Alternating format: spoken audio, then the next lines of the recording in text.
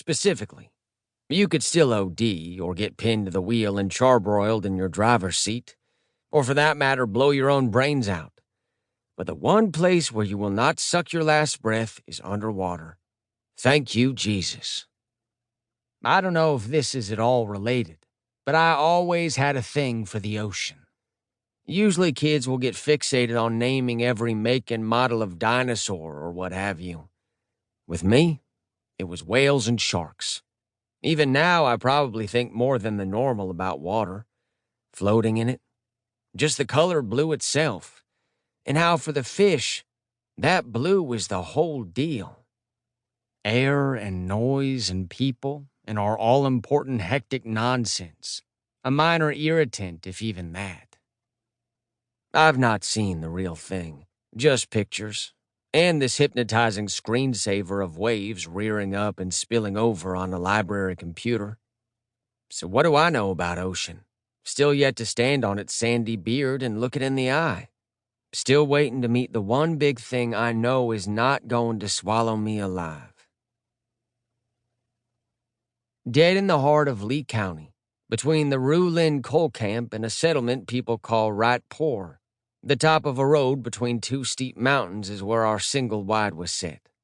I wasted more hours up in those woods than you'd want to count, alongside of a boy named Maggot, wading the creek and turning over big rocks and being mighty. I could go different ways, but definitely a Marvel hero as preferable to DC, Wolverine being a favorite.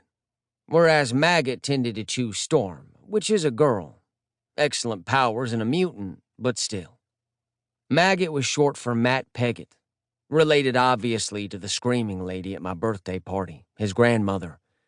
She was the reason Maggot and I got to be next-door neighbor wild boys for a time. But first, he'd need to get born, a little out ahead of me, plus getting pawned off on her while his mom took the extended vacay in Goochland Women's Prison. We've got story enough here to F up more than one young life, but it is a project. Famously, this place where we lived was known to be crawling with copperheads. People think they know a lot of things. Here's what I know. In the years I spent climbing around rocks and all the places a snake likes to lie, not one copperhead did we see. Snakes, yes, all the time. But snakes come in kinds.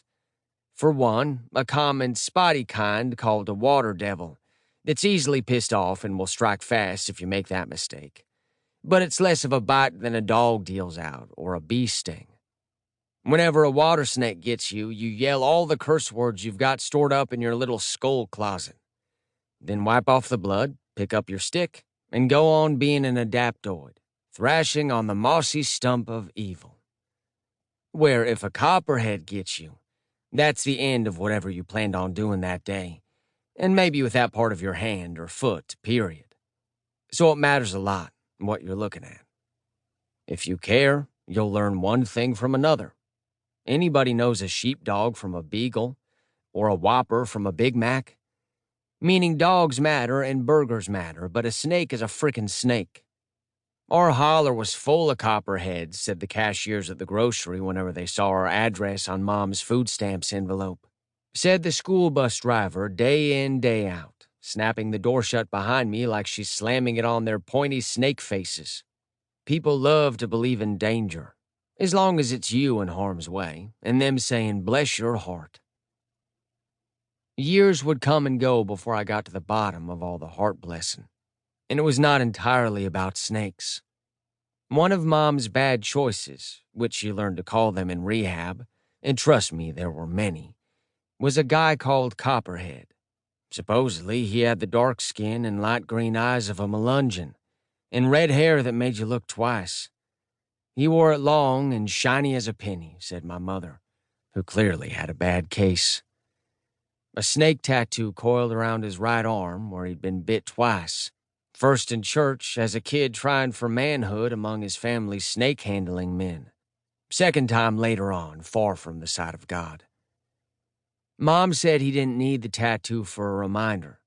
That arm aggravated him to the end. He died the summer before I was born. My messed up birthday surprised enough people to get the ambulance.